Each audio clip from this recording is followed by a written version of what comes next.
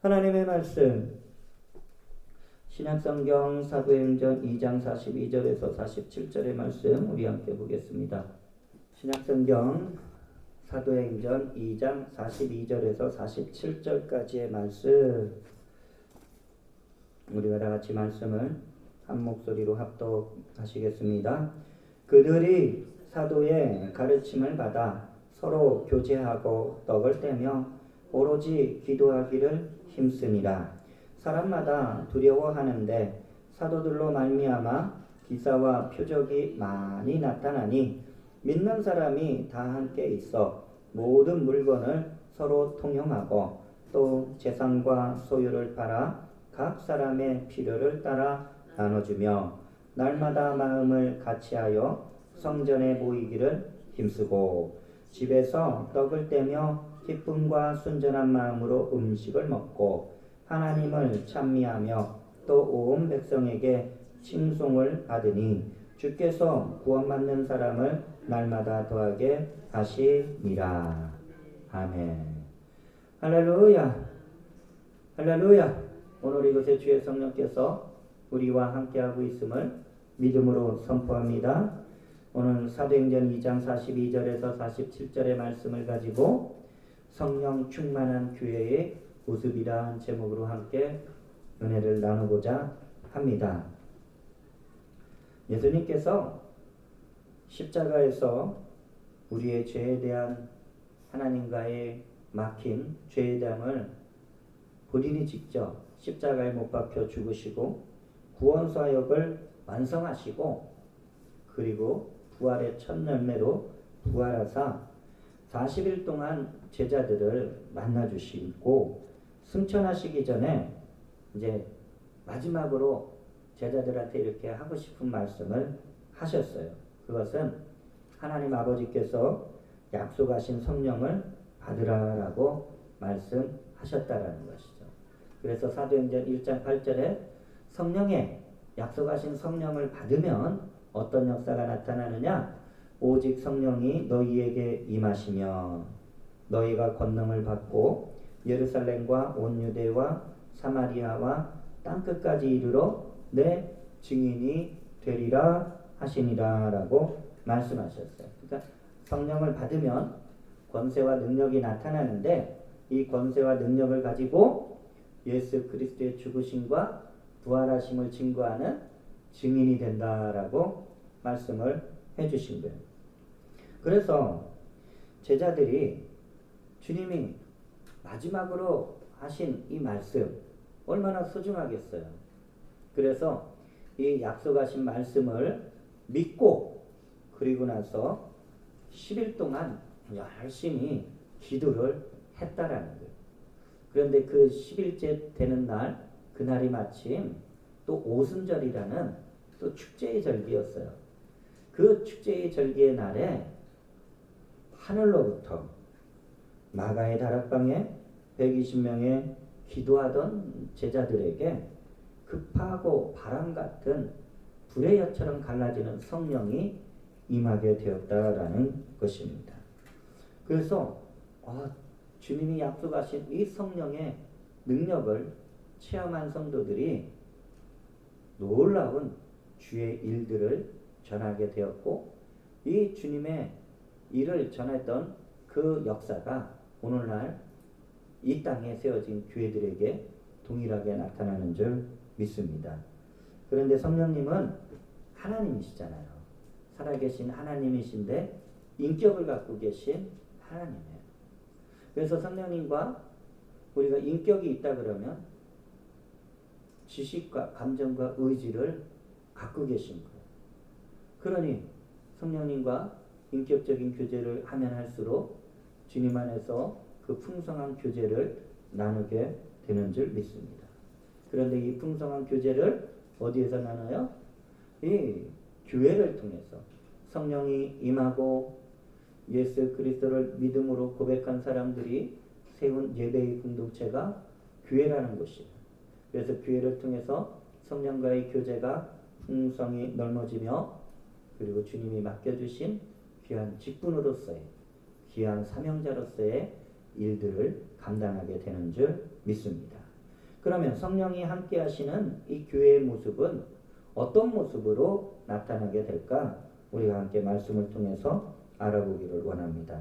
첫째는 기도하는 교회라라는 거예요. 성령이 함께하는 교회는 기도하는 교회예요. 사도행전 2장 42절 아까 본문 말씀 가운데 그들이 사도의 가르침을 받아 서로 교제하고 떡을 떼며 오로지 기도하기를 힘쓰니라라고 말씀하고 있어요. 여러분들 우리가 신앙생활을 하면서 어떻습니까? 말씀에 대해서 가르침도 받죠. 말씀을 깨달아 알고 하나님에 대해서 그리고 하나님의 나라에 대해서 이 땅이 마지막 때가 있고 영원한 나라가 준비되어 있다라는 그러한 것들을 말씀을 통해서 가르침을 받게 되죠. 그리고 서로 교제하게 되죠. 사람이 모였는데 교제가 없으면 어떻게 돼요? 그런데 이 교제는 하나님의 말씀을 중심으로 거룩한 교제가 이루어지는 거예요. 여기에서 그냥 세상적인 교제로 생각하게 되면은 누가 땅을 샀대, 누가 뭐가 했대. 그건 이제 거룩한 교제로서의 이런 본이 되는 것이 아니고, 자, 하나님의 말씀을 함께 나누고, 그리고 또 영적인 체험을 나누고, 우리가 하나님의 일을 어떻게 이루어 나갈 것인가, 이러한 일들을 함께 교제를 통해서 나누게 되죠. 또 떡을 뗀다는 것은 거룩한 성찬을 떼는 의미도 있고, 또 함께 음식을 나누는 것이죠. 하지만 여기에 다음에 중요하게 나오는 말이 뭐예요? 오로지 기도하기를 힘쓰니라. 그러니까 교회는 기도하는 곳이에요. 그래서 만민이 기도하는 집이다라고 말씀하고 있죠. 그래서 교회는 무엇보다도 우선적으로 기도해야지 이 영적인 은혜가, 영적인 그 영향력이 이렇게 쫙 펼쳐지게 되는 줄 믿습니다. 주님이 기도의 중요성을 얼마나 강조했어요. 주님이 살아계시는 동안 3년 반 동안 제자들과 함께 일하시면서 제자들에게 기도에 대해서 계속 많은 가르침을 이렇게 주셨어요. 마지막 겟세마네 동산에서 기도할 때 너네들 깨어서 기도하라, 시험에 들지 않게 깨어서 기도하라 했지만 이 기도의 능력을 잘 알지 못했던 제자들은 그냥 잠들어 버리고 있었던 모습을 우리는 생각할 수가 있죠. 자, 그런데 주님께서 기도에 대해서 어느 정도 제자들에게 강조하셨느냐? 마가복음 9장 29절에 이런 말씀이 기록되어 있죠. 이르시되 기도 외에 다른 것으로는 이런 종류가 나갈 수 없느니라 하시니라 라고 말씀하고 있어요. 이 말씀이 나오게 된 이제 그 원인은 무엇이냐? 예수님이 몇몇 제자들을 데리고 잠시 산에 올라갔어요. 나머지 이제 남겨진 제자들 가운데 사람들이 있었고 그 가운데 말을 못하게 하는 귀신 들린 아들을 한 아이의 아버지가 이 산 밑에 남겨져 있었던 제자들에게 찾아와서 이 귀신을 쫓아내어달라고 이제 간청을 했는데 제자들이 아무리 힘을 쓰고 아무리 용을 써도 귀신이 안 나가는 거예요. 그래서 사람들이 웅성웅성 거렸겠죠. 그때 마침 예수님께서 산에서 내려오시고 제자들한테 딱 와서 보니까 이러한 상황이 벌어진 거예요.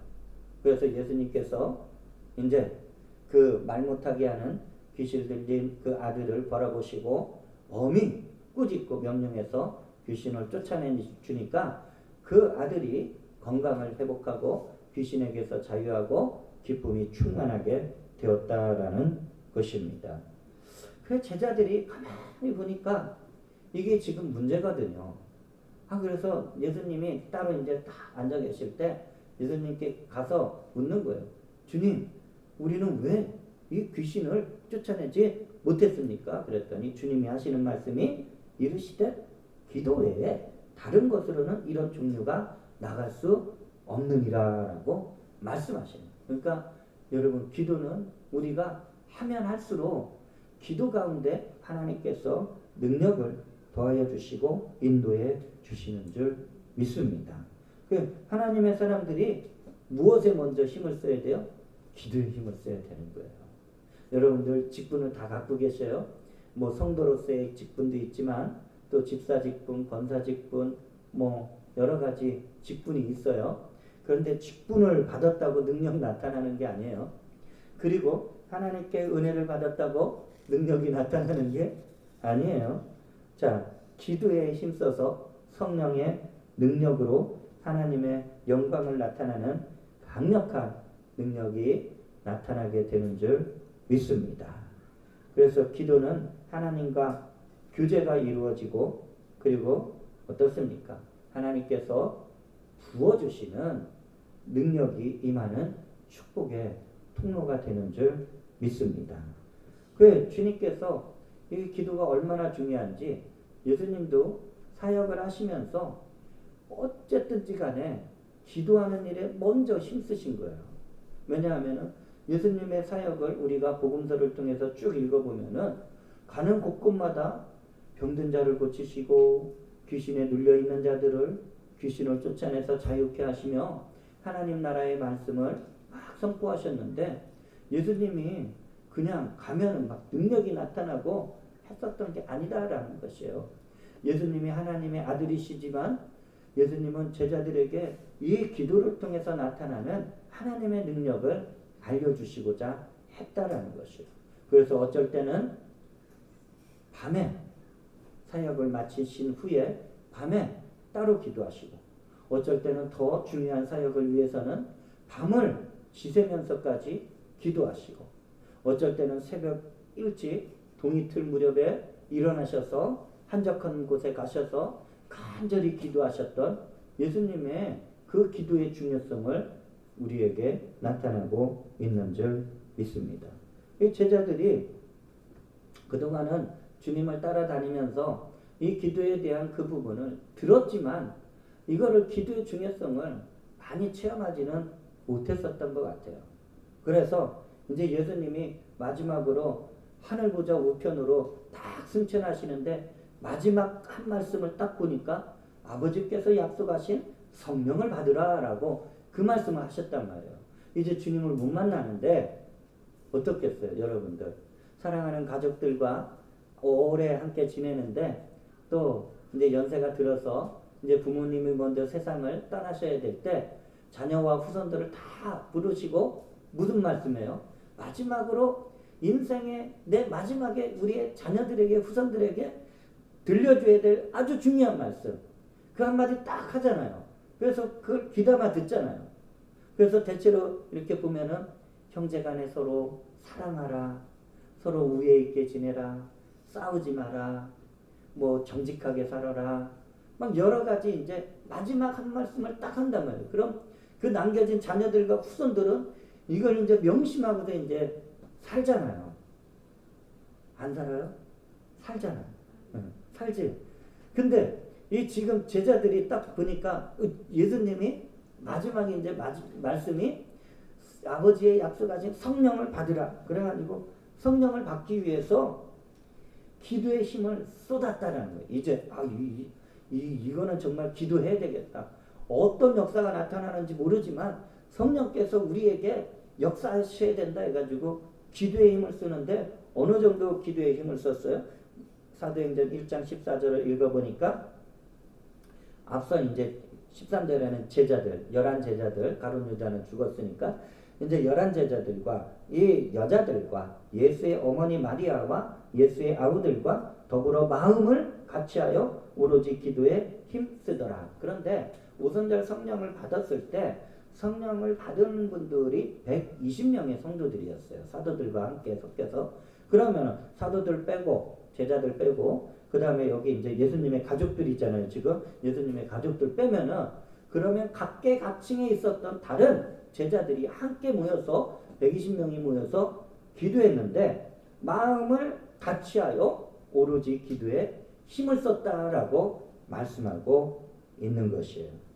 여러분들, 기도의 자리에 우리가 모이면 마음이 하나 되는 줄 믿습니다. 그래서 이들이 120명이 이 다락방은 우리가 생각하는 뭐 집에 아주 그냥 어둡고 이렇게 좀 별로 막 이렇게 짐 갖다 놓는 다락방이 아니고 이 유대 땅에서 다락방은 거실과 같은 곳이에요. 넓은 이제 교제를 할 수 있는 그런 이제 거실과 같은 곳인데 이 120명의 사람들이 평상시 하지 못했던 기도를 열흘 동안 했단 말이에요. 열흘 동안 열심히 하는데 드디어 아버지께서 약속하신 성령을 부어 주시니까 주님이 약속하신 그 말씀이 이루어지는 거예요. 그들이 예수님의 죽으심과 부활하심을 세상에 나가서 증거하는 증인으로 세워지게 되었음을 우리는 알아야 될 줄로 믿습니다. 제자들이 성령을 받고 나서 보니까 이렇게 성령님이 내 마음에 감동을 주시고 담대함을 주시고 기쁨을 주시는 거예요. 기도는 이런 은혜가 있구나. 이런 능력이 있구나. 이걸 체험했단 말이에요. 그러니까 성령 받고 나서 그 이후에 이 제자들이 어려움이 없었던 게 아니에요. 더 어려움이 이제 그때로부터 엄청난 어려움에 핍박을 받게 돼요. 그런데도 복음은 전파돼요. 전 세계로 막 전파돼요. 근데 제자들이 이제 딱 아는 거예요. 성령 받은 이 120명의 거룩한 주의 백성들이 어려움이 생기면 생길수록 그때는 어때요? 어려움이 생기면 도망가기 바빴거든요. 집 안에 들어가서 문 다 닫고 그냥 가장 안 보이는 곳에 숨기 바빴거든요. 왜? 예수 믿는 사람들을 잡으려 했고 옥에 가두려 했고 예수님처럼 십자가에 못 박혀 죽이려고 하니까 이게 너무 무서워서 숨기에 바빴거든요. 근데 이제는 그게 아니에요.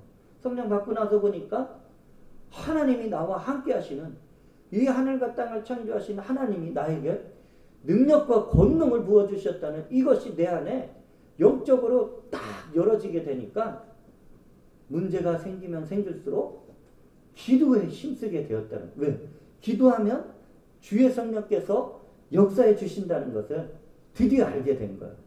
예수님이 그렇게 사역하면서 그 수많은 문제들 앞에서 권능을 행하셨던 그 일이 자기 자신들에게도 동일하게 나타난 것을 알게 되었다라는 것입니다.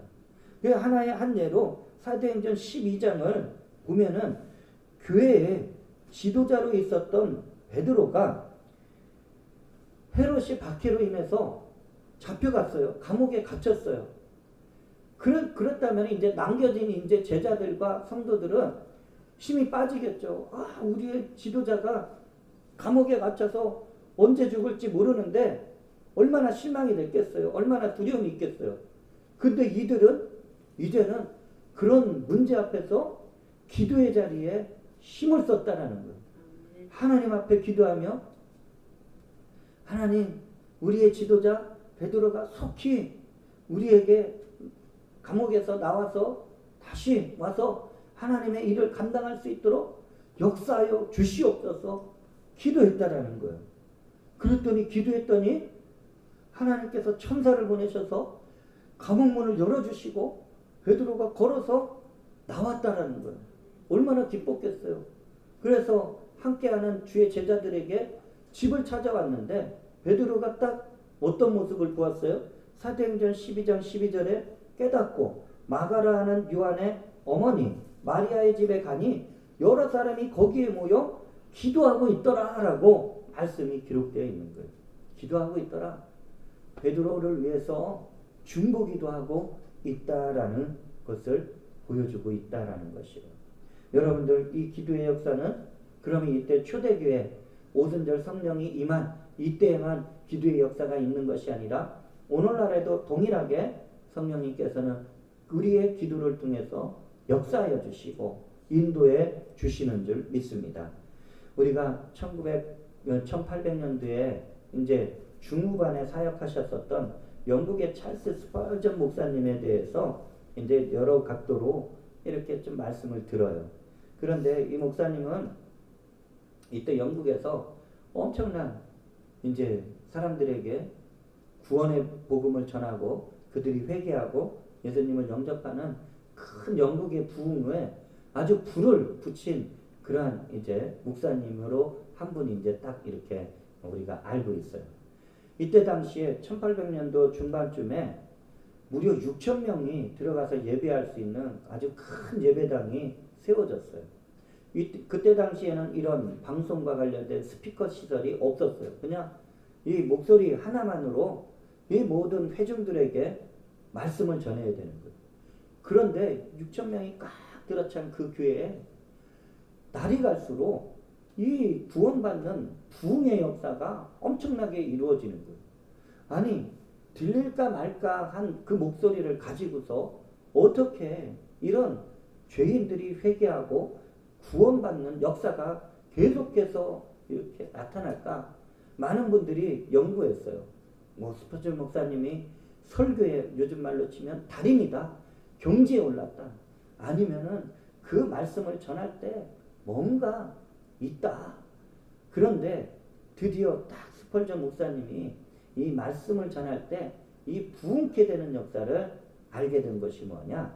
목사님이 딱 예배 시간에 가서 말씀을 전하는 그 시간에 그 교회의 지하실에는 엄청난 성도들이 모여서 목사님이 복음을 전할 때 성령님 역사하여 주시옵소서, 성령님 목사님 입술을 주장하여 주시옵소서, 그 말씀이 성령의 능력이 나타나게 하여 주시옵소서, 이 중보기도팀이 불같이 기도하는 역사가 있었다라는 것을 알게 되었습니다. 그런데 오늘날 여러분들 유럽을 가시게 되면 아주 큰 교회들을 한번 찾아가 보세요. 한번 의도적으로 한번 찾아가 보세요. 성도들이 모이질 못해요. 지금 유럽 쪽에 이렇게 성도들이 좀 모이는 교회는 이렇게 좀 오순절 그런 성령의 역사하는 그런 교회를 중심으로 다시 불이 붙고 있는데, 이전에 세워졌던 교회들이 엄청나게 많이 성도들이 떠나간 거예요. 보니까 기도의 불이 꺼진 거예요. 성도들이 기도조차 못하는 거예요. 기도의 불이 꺼지니까 성령의 역사가 사라지고, 교회가 감당하지 못하니까 교회가 팔려서 술집이 되고 클럽이 되고 모슬림의 그런 모스크 사원이 되는 이러한 안타까운 현상이 유럽에서 지금 계속되고 있다라는 것을 우리에게 보여주고 있습니다. 여러분들, 성령 충만한 교회는 누구든지 모여서 기도하는 그러한 교회가 되는 줄 믿습니다.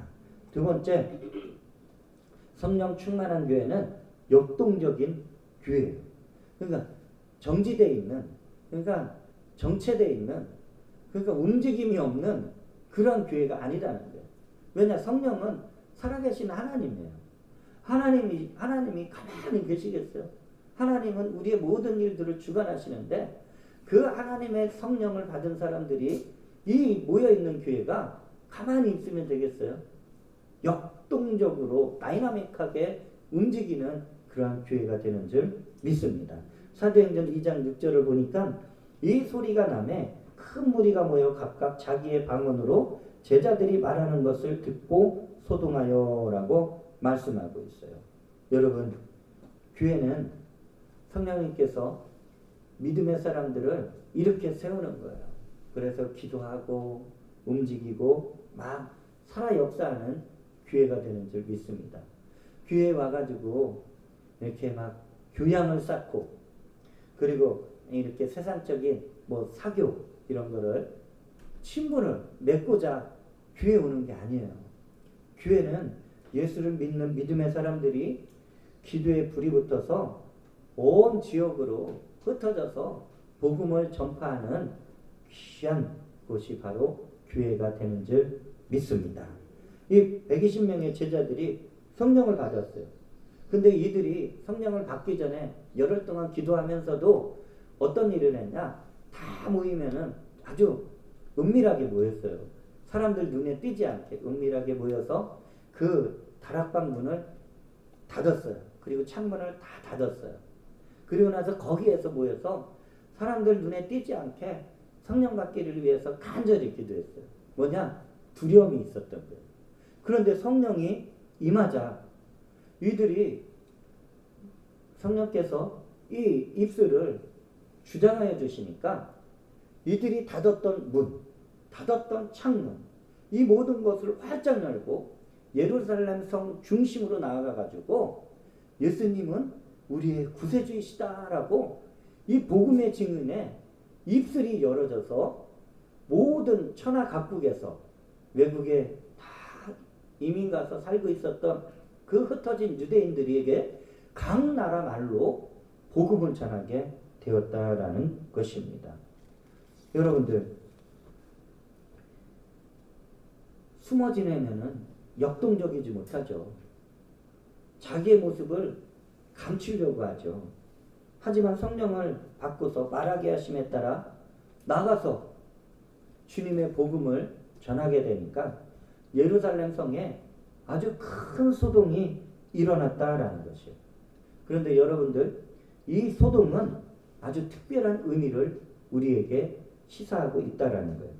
만약에 일반적으로 우리가 일상생활 가운데 어디 나가서 이렇게 뭐 음식을 먹던 뭔가 좀 유흥을 즐길 수도 있겠죠. 그 유흥이 뭐 이렇게 막 하는 게 아니고, 그런데 어떤 사람이 잘 있다가 그냥 법을 어기고 막 소란을 피우고 막 소동을 일으키면 어떻게 돼요? 즉시 경찰이 와서 잡아가죠. 현행범으로. 왜? 소동을 피웠으니까. 그런데 오늘 이 그리스도인들이 일으킨 소동은 어떤 역사가 나타났느냐? 사람들의 양심을 찔렀다는 거예요. 그래서 소동이 일어난 거예요. 이들이 전하는 말. 자, 예수 그리스도를 유대인들의 시기로 너희가 인류의 죄를 청산하시기 위해 십자가에 못 박혀 죽으신 예수님이 너희들과 우리의 주와 그리스도가 되셨다라고 강력하게 복음을 전했다라는 거예요. 그러니까 예수님은 우리의 주가 되신다는 것은 우리의 하나님이 되시는 거예요. 예수님은 우리의 그리스도가 되신다는 것은 예수님은 우리의 죄에서 구원하실 구원자가 되시다는 거예요. 이 말을 딱 유대인들에게 전하니까 이들이 양심의 찔림을 받은 거예요. 그래서 우리가 어떻게 해야 됩니까? 그러니까 믿고 회개하여 예수 그리스도의 이름으로 침례를 받아라. 그러면 성령을 받으리라 라고 베드로가 담대하게 선포하였다라는 것입니다.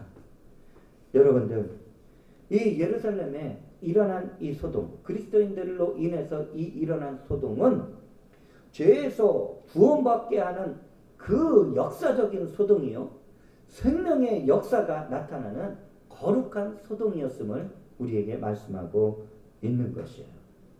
자, 그리고 역동적이다라는 것은 활동을 의미하잖아요. 병든 사람은 움직이지 못해요. 자유하지 못해요. 움직이고 싶어도 움직이지 못해요. 그런데 죄에서 자유함을 받았는데 움직이지 못할 일이 뭐가 있겠어요. 그러니까 이 초대교회의 모습을 사도행전을 읽어보면은 어려운 사람들에게 이렇게 도움을 주는 거예요. 교회가. 어려운 사람들이 예수를 믿었는데 보니까 과부야. 그러니까 생활 능력이, 생활할 수 있는 그 형편이 너무 딱한 거예요. 근데 교회는 그분들을 외면하지 않은 거예요. 그래서 최대한 도와줄 수 있을 만큼 도와주고 하는 거예요. 자,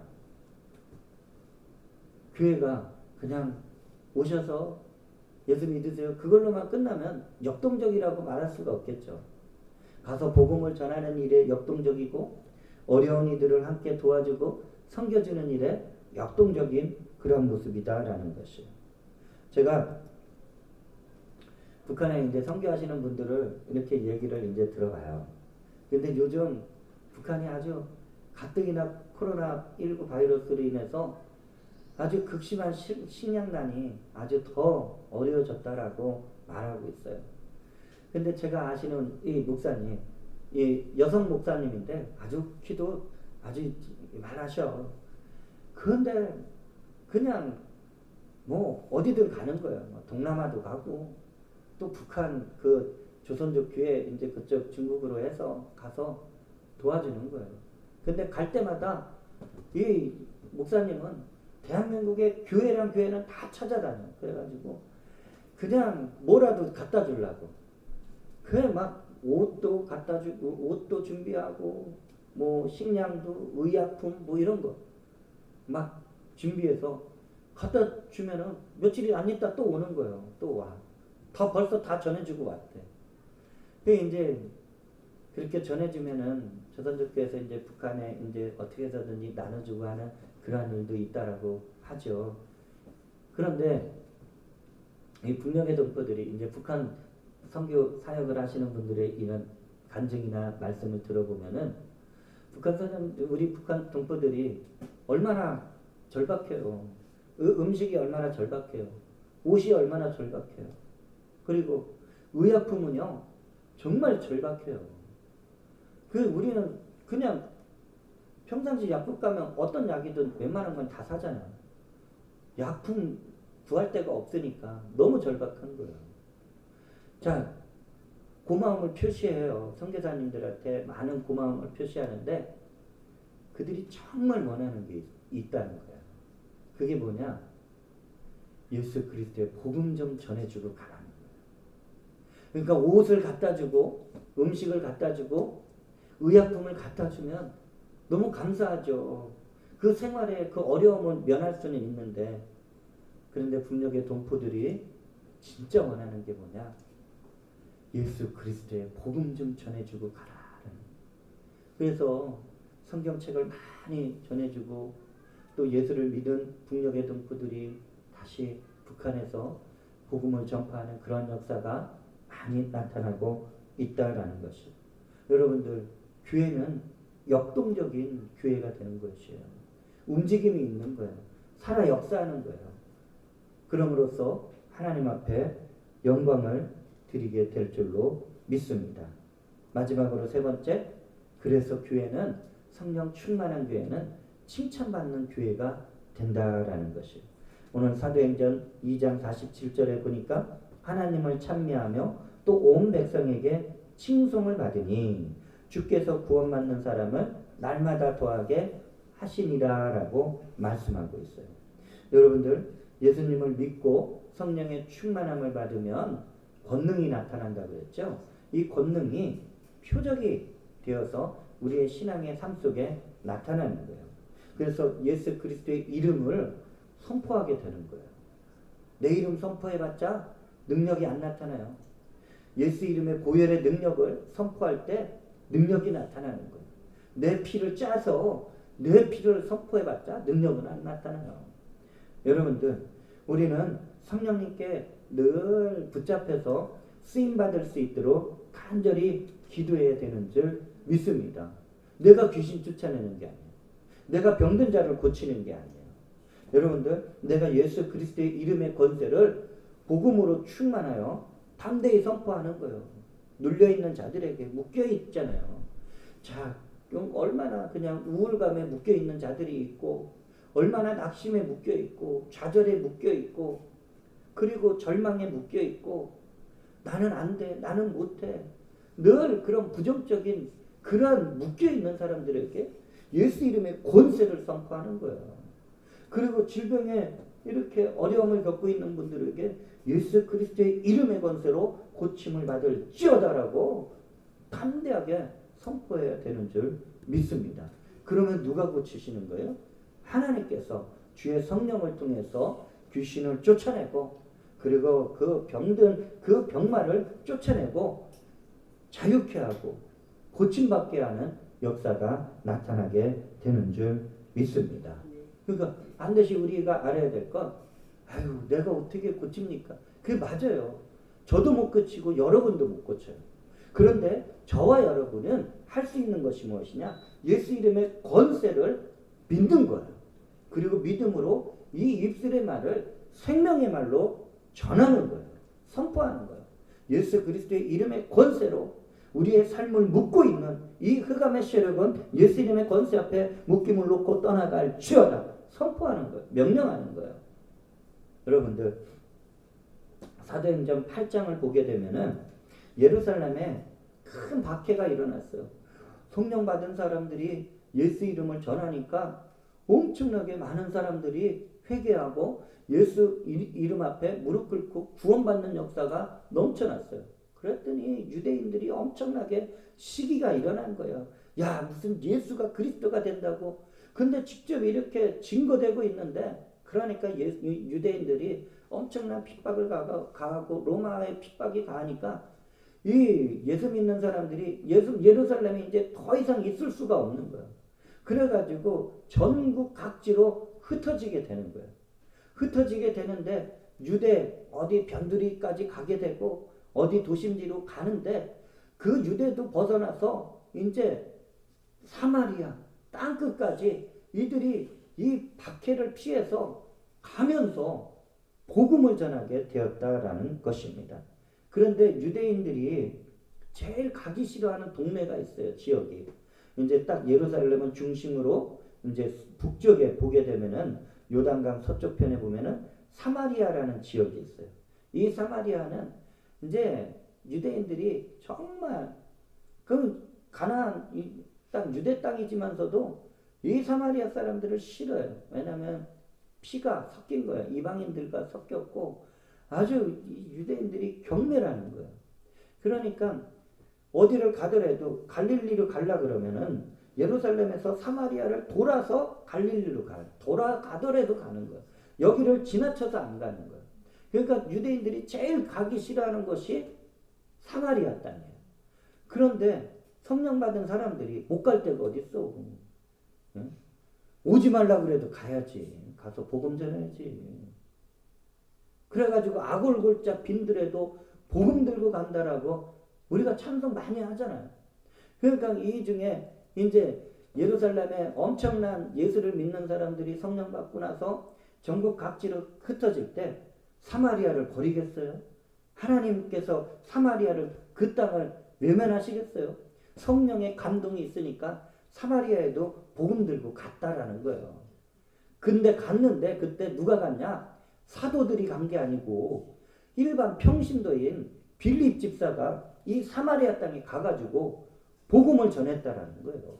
예수를 믿으시고 예수 믿어 회개하고 구원받아 하나님의 자녀가 되시고 하나님의 권능인 성령 받으라고 막 가가지고 복음을 전했어요. 그랬더니 표적이 나타난 거예요. 복음을 전할 때 예수 이름의 권세를 선포하고 예수님의 보혈의 능력을 선포했더니 어떤 역사가 나타났어요?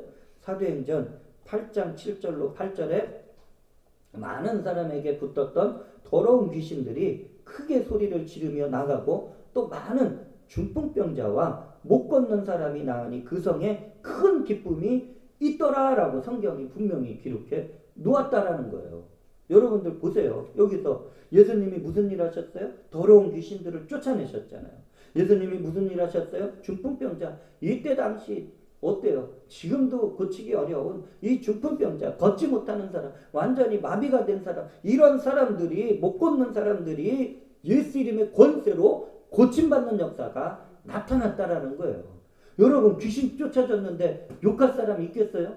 여러분 병든 자가 이 불치병에 걸려있는 자가 예수 이름으로 고침을 받았는데 욕할 사람이 있겠냐고요. 그러니까 그 성에 이 빌립 집사가 복음을 전하면서 기적이 나타나니까 엄청나게 큰 기쁨이 있는 거예요. 귀신이 소리치며 쫓겨가고 병든 자가 고침받고 일어나니까 얼마나 감사합니까.